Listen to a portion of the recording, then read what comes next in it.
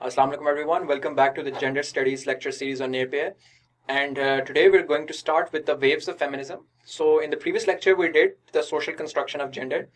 So once you understand the concept, the theory that different feminists have historically posited, that how gender is an artificial social construct, this means that if something is socially constructed, then this is something that can be socially changed as well. So all of them have rooted their idea in the concept कि gender एक social construction है जिसने patriarchy को जन्म दिया, तो patriarchy society ने construct किया, तो उसको चेंज भी किया जा सकता है। अब उसको चेंज करने के लिए हिस्टोरिकली डिफरेंट मूवमेंट्स चली हैं जिनको हम वेव्स ऑफ फेमिनिज्म कहते हैं। वेव्स ऑफ फेमिनिज्म बेसिकली हम टाइम लाइंस में और टाइम पीरियड्स में डिवाइड करते हैं। Obviously they have a particular zeitgeist to them, कि एक पर्टिकुलर फ्लेवर है या पर्टिकुलर उनका एक फीचर्स हमें कॉमन कुछ नजर आते हुए हैं। तो let's quickly jump on to the first wave. And waves by the way are going to be discuss in western setting. उसके अलावा हम फेमिनिस्ट मूवमेंट इन पाकिस्तान को भी बाद में कवर करेंगे। I also make relation of every wave with the type of feminism, because अक्सर लोगों को कनेक्ट करने में मसला होता है कि कौन सी टाइप ऑफ फेमिनिज्म कौन सी वेव के साथ एसोसिएटेड है। So the first wave of feminism is associated with liberal feminism that started with 1848 and went on till 1920s. The first wave primarily focused on legal issues.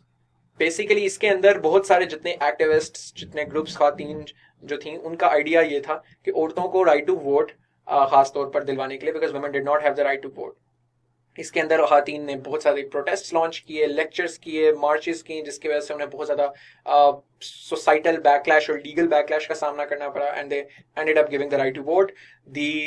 The aspiration back then was that if women were given the right to vote, this would help her get all her rights, because women was not an important constituency for politics. So अगर कोई बंदा voter नहीं है तो उसके issues भी important नहीं होते। So the theory was that अगर औरतों को वोट का हक मिलता है तो इसके एवज फिर आहिस्ता आहिस्ता वो दूसरे अपने हकूक भी हासिल करना शुरू हो जाएंगे। अगर हम इसके बैकग्राउंड देखें तो in the early 1800s women were largely excluded from power corridors or from important considerations. They could not vote, they really had given the right to property. But जब French Revolution आई तो उसके अंदर औरतों ने actively participate किया, तो this was the first time that women's voice began to be heard as a collective group. Mary Wollstonecraft was one of the first feminists जिसने A Vindication of the Rights of Women 1792 में लिखी, which she is regarded as the grandmother of feminism. Jane Austen, a British writer, is also one of the considered mothers of modern women's movement. उसकी किताबें काफी popular हुई Victorian era के अंदर। इसने भी हेल्प किया खातीन की कॉन्शियसनेस को शेप करने के लिए। लेकिन जो मूवमेंट किक ऑफ हुई with formally was in 1848 through the Seneca Falls Convention. इसके अंदर काफी सारी खातीन जो हैं, they came out and met in upstate New York, where they passed a list of 12 resolutions, and specifically उसके अंदर उन्होंने right to vote पे agree किया। तो this was the deliberation जहां पर they agreed that if there's where we collectively agree on, and this was the right to vote. और इसको के अंदर Elizabeth Cady Stanton, she drafted this Seneca Falls Declaration, जैसे American revolution के pattern पे उसने की। So US declaration of independence जो थॉमस जेफरसन ने लिखा था, उसी के पैटर्न पे, उसी को चेंज करके वर्ड्स को उसने ये लिखा to create sensational and emotional value to this. It is also important to understand that this first wave is emerged out of the urban industrialization and liberal politics, because industrialisation के बाद बहुत सारे urban centres develop होना शुरू हुए। जब urban centres develop होना शुरू हुए, शहर बनना शुरू हुए, तो उसने एजुकेशन को प्रमोट किया। Education, literacy, newspaper, novels, books, जब ये चीजें पॉपुलराइज होना शुरू हुई तो लिबरल पॉलिटिक्स ने जन्म लिया। बहुत ज्यादा लोग जो पहले डिसएनफ्रेंचाइज थे, उन लोगों ने अपने हकूक मांगना शुरू कर दिए, जिनमें not सिर्फ खातीन but black community was also important in the US. अब ज्यादातर जो अर्ली फेमिनिस्ट थे in the first wave, they were also abolitionist. Abolitionism is a term that movement for abolition of slavery. तो जब हम इसके अंदर देखते हैं कि जो आपके अर्ली एबोलिशनिस्ट थे, फर्स्ट वेवर्स थे, दे वर आल्सो एबोलिशनिस्ट। तो जो शुरू की खातीन की मूवमेंट थी, that was firmly integrated within the abolitionist movement, or Frederick Douglass, who was very famous abolitionist who advocated for the abolition of slavery, was also part of this convention and argued for women's right. बहुत सारी खातीन जो women of color थी, who were black women, Sojourner Truth, Maria Stewart and Harper, were also important forces in the movement.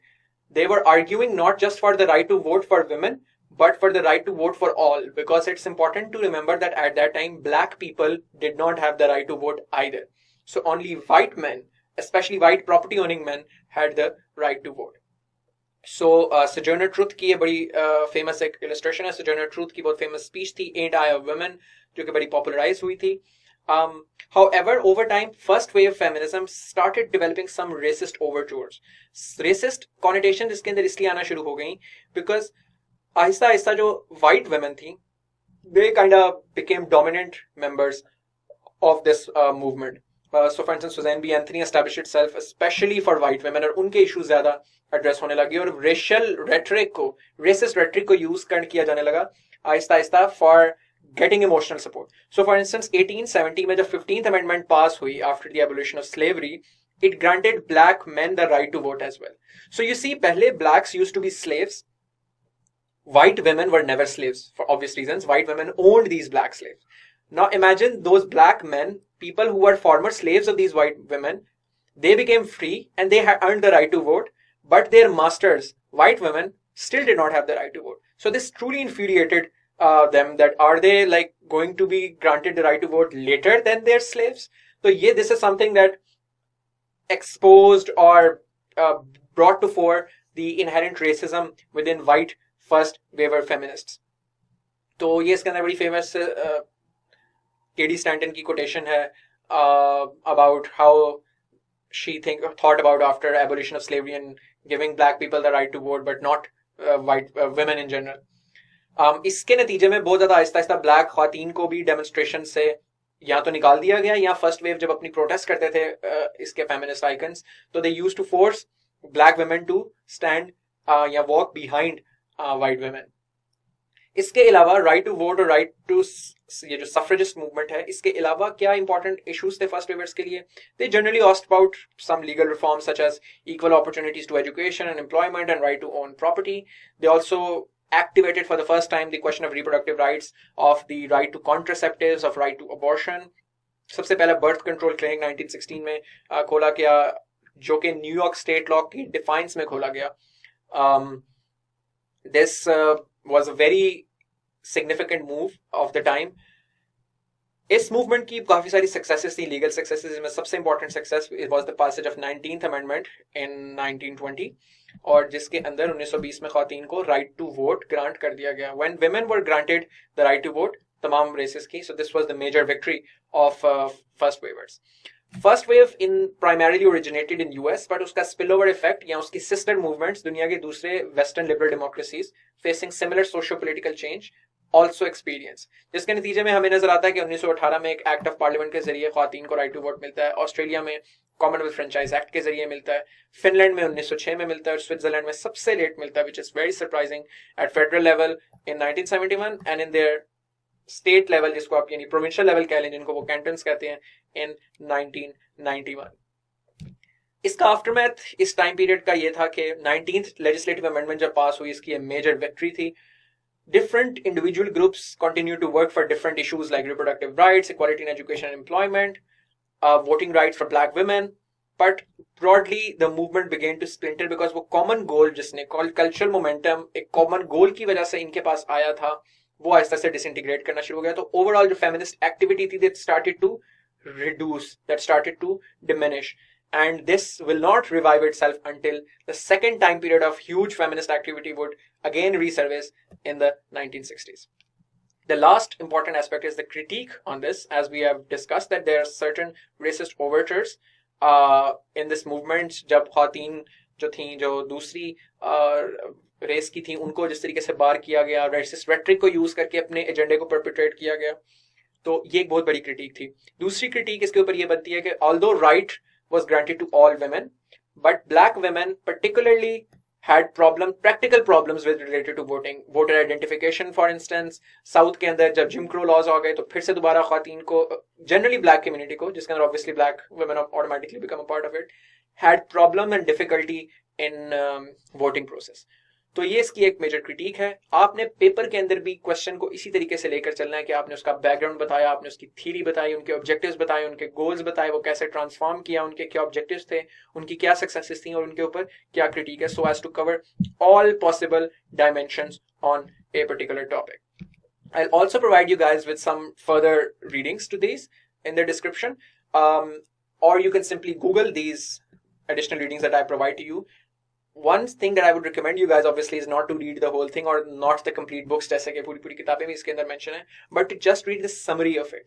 By reading the summary of it, you will get good command over the jargon, और आपको उस time period के पूरे ideas की भी समझ आएंगे. So these are all the readings that were written at the time of the first wave feminism.